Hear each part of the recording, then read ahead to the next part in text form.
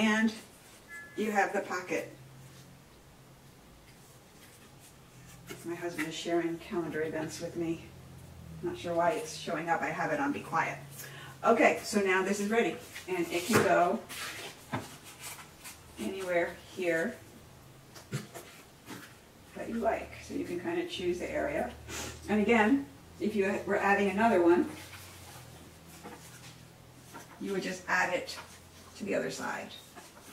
And that's where also printing it on brown paper helps mask some of the white paper from showing. So then that's just a matter of glue, or you could use tape for that as well, but it's unnecessary. And we're trying to be thrifty, and this stuff is not inexpensive.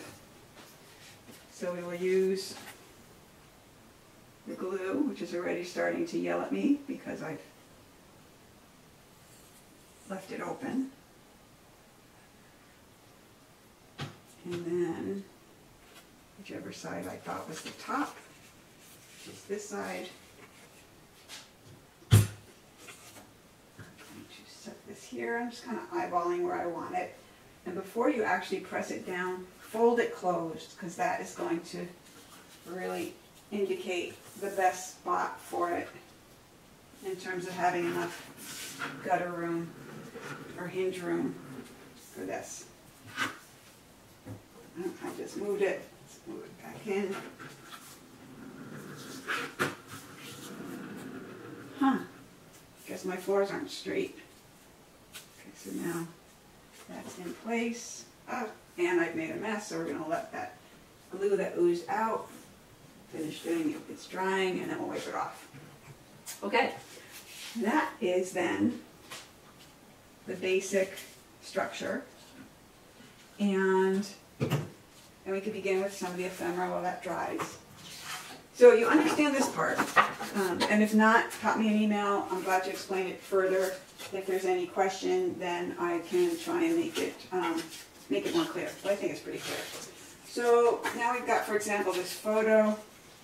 I love her. She's like I think she's a dressmaker, and she seemed perfect for this. So what I want to do now, though, is attach the back of this to cover up the Staples brand marks on the back of this paper. So to do that, we use the glue stick.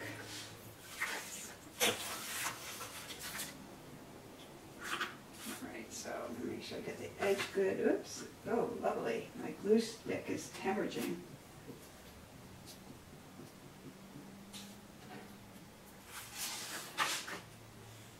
I'm probably going to need to go grab another one of these. Yeah, this one is not the best shape. But that's okay, because this is an old photo that somebody ripped out of a scrapbook somewhere, or a photo album. So I'm just going to stick it on. Get some of the glue off my hands. And the photo will need to be trimmed, but I knew that. And this makes it the easiest way to do that. Hold the paper closed. And put this on here, and then using the bone folder, just give it a good rub. So now this is available for journaling on the back here, and it makes the photo feel authentic, or it will right after we clean it up a little. So I'm going to take this and simply trim it.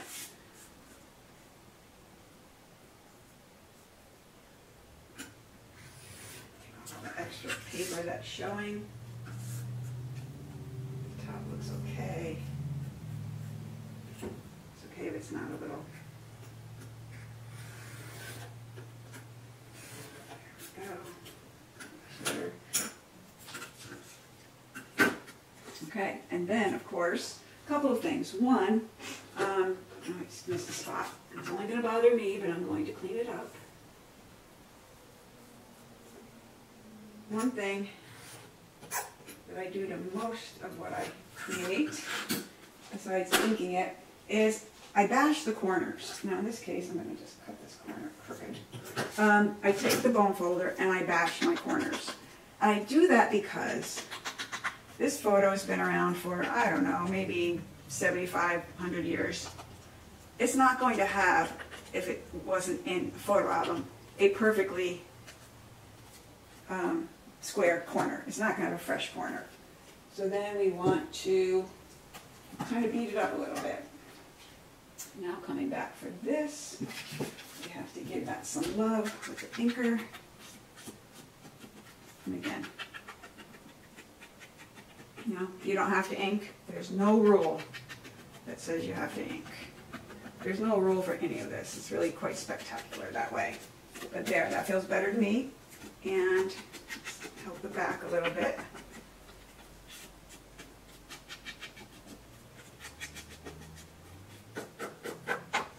Okay, done. All right, so this glue should be dry out now to use our handy little remover. So we finish this side. I love this thing. Ah, there's my head. Okay, but you get the idea. Okay, so now this can close, and this can close. So it's beautiful and perfect.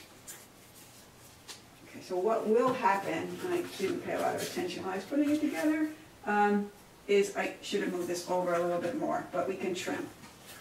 So I'm going to take this section here, and it's just crooked, and that's my mistake.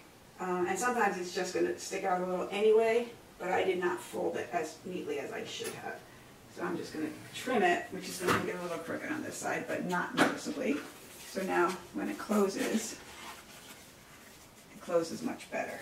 And that was a little sloppy with this guy too, but that's okay. Okay, so now we want to add this pocket, the pocket that I have here. Has a letter in it. And this, I just measured like from in my head. So okay, so it's going to be 4 inches wide to go on there, and about 3 1/4. You can make it any size you want, but I'm going to go with that.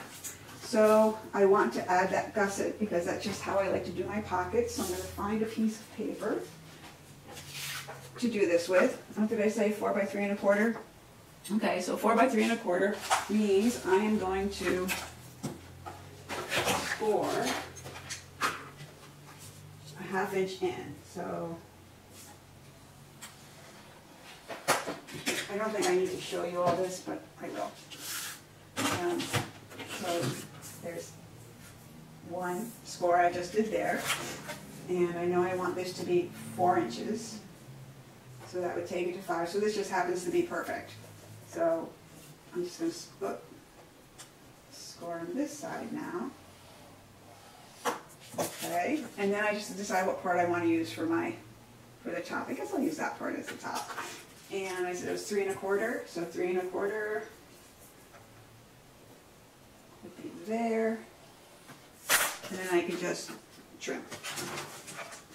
All right. So now,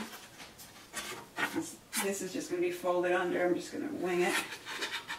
Use scissors. Oh, these are good scissors. They're sharp. And then miter. Just come across there. Good. And there. And fold these up. And over. And on this one, I could finish what I'm doing. Wow, sometimes I'm just like, ooh, shiny thing. On the original, I used the puncher out of the We Are Memory Keepers envelope punch board because I really love this shape. But for today, and since many of you may not even have that piece, that tool, we're just going to use a little hole punch. I'm going to kind of wing it. No, I don't really wing a lot. Let's see, so the center is going to be about there. And stick it in my handy little puncher, centering that about there. Beautiful. And of course, we know what needs to happen now. We got to get that cut. Because even if the edges were inked, if you cut it, it becomes like raw flesh again. And where we folded also needs to be. Oops.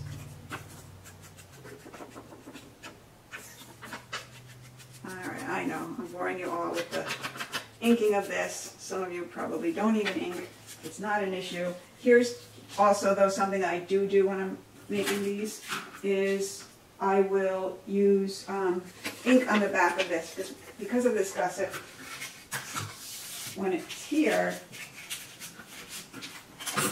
you're going to see that white area, and that's going to make me also crazy. So one thing I do tend to do is actually miter that down a little bit, just by cutting it randomly to there, and then I will still ink it. Let me put some scrap paper. That way, if it shows, especially against the dark brown, I'll feel better. I know, we all have our things. That is my thing. So, very easy, simple enough. Put this here, and some glue. That's already been left open again, which is never a good thing. Can you hear that? It's like the glue fairy's trying to get out. He's crying, help me.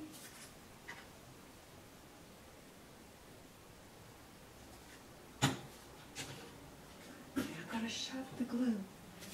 Throw that away. And now I'm just gonna eyeball this for where it's gonna go.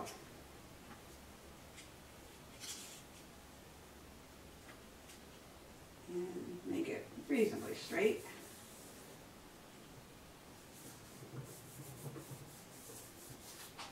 Done. All right, so that pocket needs to dry a little bit.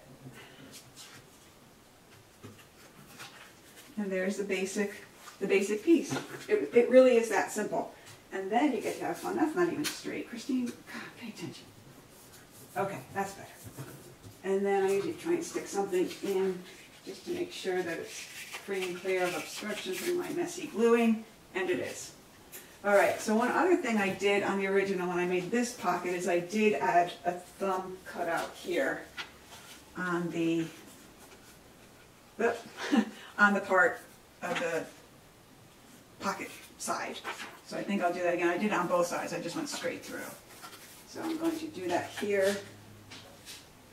This guy, I am going to measure sort of in the middle, just because I would like to be close. So it's 4 3/4, and that's going to be 3/4. I mean 1/8, isn't it? So 2 1/2. There we go. So I'm going to cut that as the center, and then just take my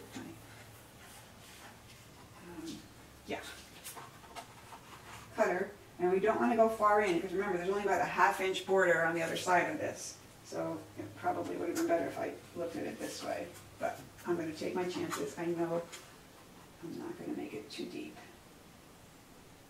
just enough to indicate stuff goes here.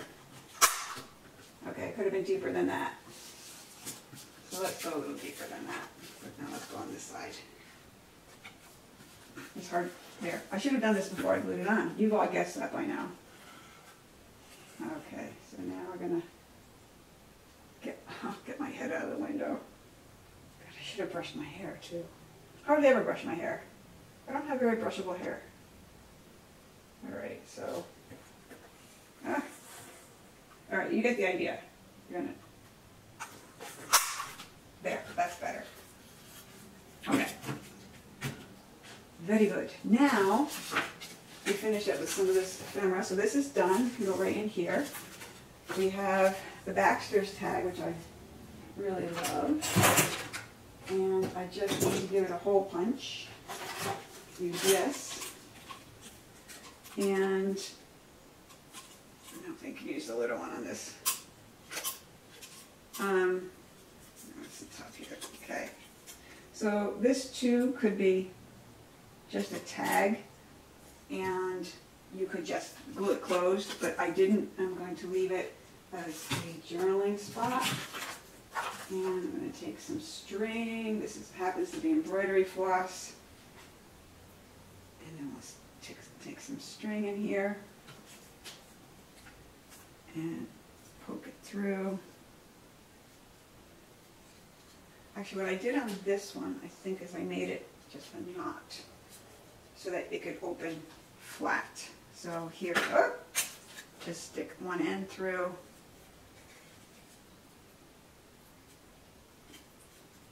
And knot it, because if I did that loop version, this would be jammed up closed. You wouldn't be able to open it flat. So now, here we go.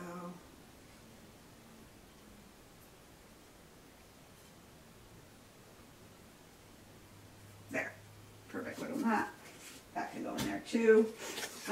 We have the tag here, same thing. We could grommet this. I've punched holes in it already. I could easily just stick a grommet in there. There too, I would close this. I would make it an actual tag, so I think I'm going to, if I can find the glue. So I'm just going to put some glue in here.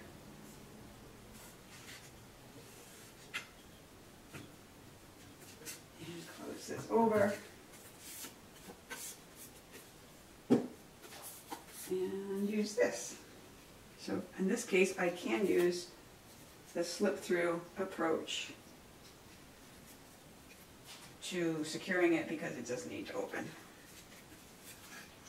There we go. And this guy can come in here. Ah, go on. Okay, so you can see now it does give the feeling of being etched glass. It always goes the wrong way. You can see through it, and I really love that. So now we have a few more things to do. We have our JP coats. This one, in my original, I did put a grommet in and a string. For today, I'm not grommeting because this video is already long enough. So let's just stick a little hole in there. And do I have any more string? I do have more string. Something else I also do with this, when the string looks too new, is I just bring it through the inker. And they're making enough ink on this already. Just to dirty it up a little. And make everything feel like it has had a life. And this way you can tie any way you like. So since I've done it this way, I'm actually going to tie it down here, just to be different. Give it a little knot down there. Okay, and this, in my original, is stuck over here. And that. And now we have a few more things. We have the envelope to go in this pocket. So you can see I did not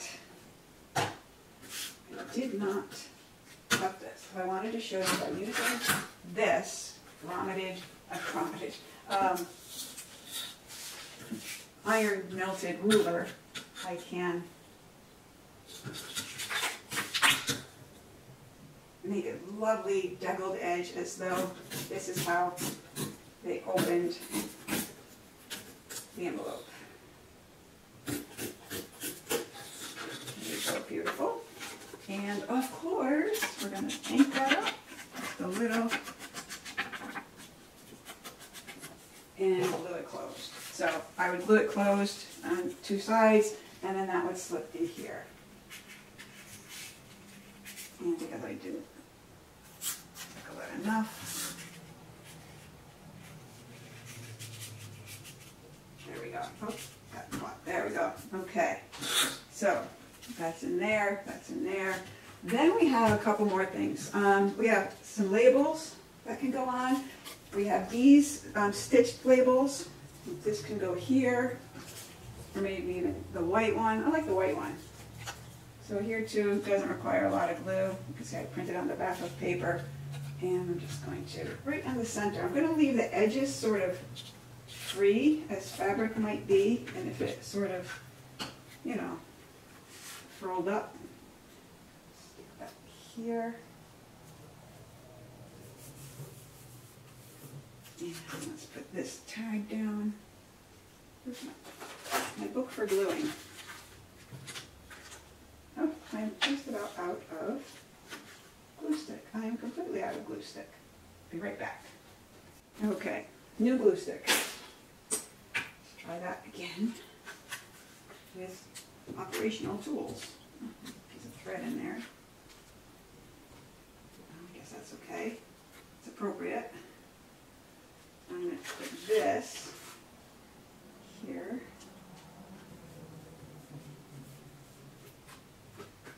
And then here, this can go here. Or something else. I mean, again, you're going to figure out the parts of this that you want to use and how you want to use them. But I'm going to put this there in an area that's not full of glue. I know I'm gluing off camera, but I think you don't need to see me actually apply glue.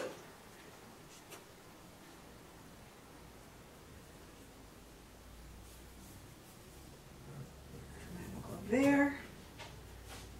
Up the glue, and there we go. Then we have still some other pieces available to us in the kit, and who knows what else will go in there once I decide to add things. This can go in here. Then we have our other carte de visite that we can, again, glue it closed or not in the actual kit. This is this way, so it opens correctly, but we can stick this beautiful darling in here. And then more journaling space there. And the original one, I used just printouts of this other fabric because I really like it. It's kind of simple and odd.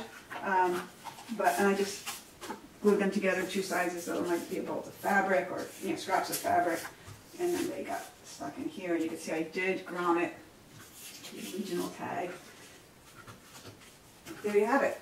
I'll give you a note about these pieces in a second, but here's the finished piece, and it's where does it go?